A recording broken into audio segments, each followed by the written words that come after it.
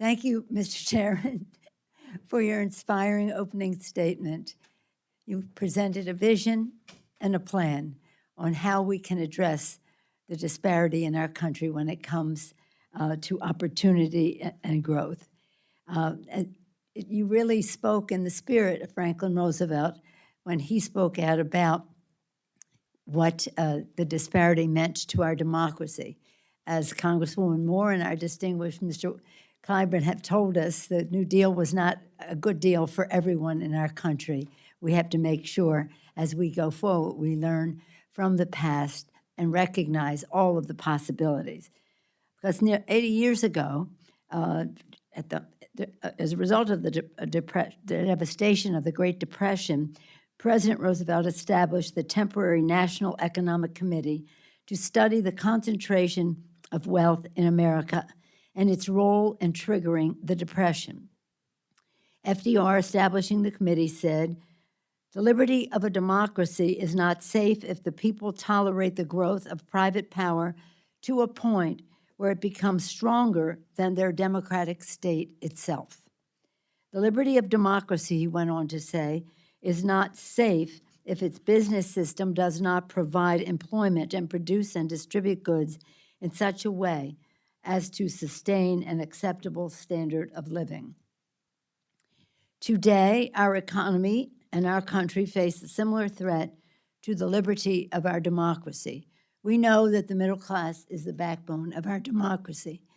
We also know that if we strengthen the middle class, we strengthen our democracy. It's not just about the middle class, it's about those who aspire to it.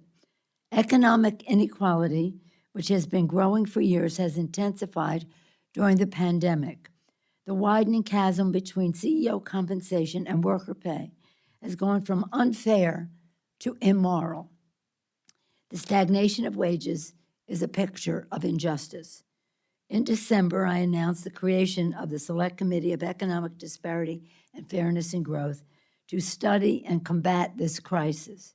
We must ensure that our economy works for everyone while powering strong economic growth for years to come. Under the leadership of Chairman Himes, the committee has committed to hearing both from those who have the greatest needs and those who have the greatest understanding of the crisis from both sides, the need side and the solution side.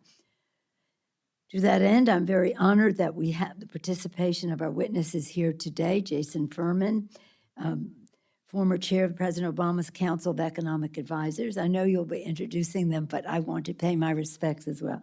Mr. Chairman Joy Cheney of the National Urban League, Professor James Kenneth Galbraith, the University of Texas at Austin, Professor Janet Curry from Princeton, and Shelley Gupta-Barnes, the Poor People's Campaign. I know you'll give a fuller introduction momentarily, but I want to thank them for their generosity of time, intellect, and solutions to us today. Our economy and our country face a similar threat to the liberty of democracy, as I said. So in his speech, President Roosevelt further said, "We believe in a way of living in which political democracy and free enterprise for profit should serve and protect each other to ensure a maximum of human liberty, not for the few, but for the all."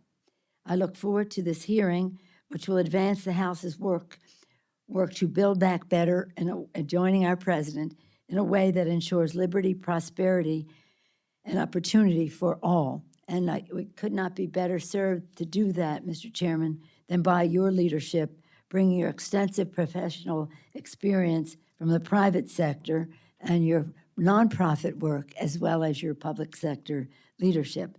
Congresswoman Marcy Kaptur will be focusing on regional economic revitalization in a way that hopefully will produce the results that we expect. And Congresswoman Grace Moore of Wisconsin, leading action to close the racial wealth gap. Excuse me. Congressman Vicente Gonzalez of Texas, recognizing the connection between economic growth and infrastructure connectivity.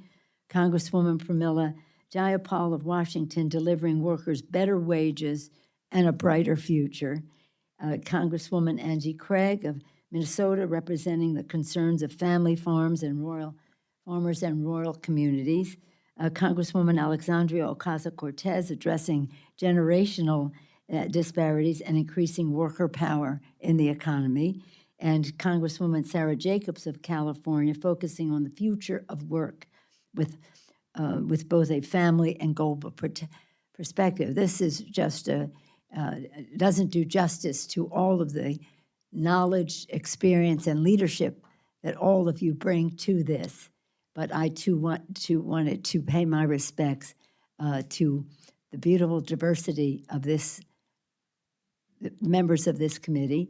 I will add that we have a standing invitation to the Republicans to participate in these proceedings, and hope that they will do so.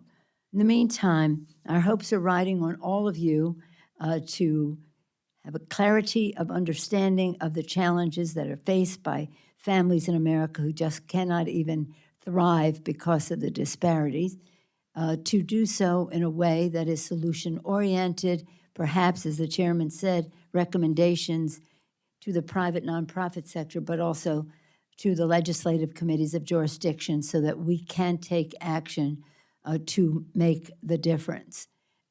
Again, this is a values-based approach to this. We feel very, very concerned about the immorality of the inequality in our country, and we're going to do something about it. I'm very pleased that our proceedings are live streamed, so we will be hearing from folks as we go along. I thank all of you on the committee, Mr. Chairman, and all of you, and for your leadership, and I'm grateful again to our witnesses for their participation. We look forward to their presentations, and I'm pleased to yield back to our distinguished chairman with gratitude. Thank you, Mr. Chairman.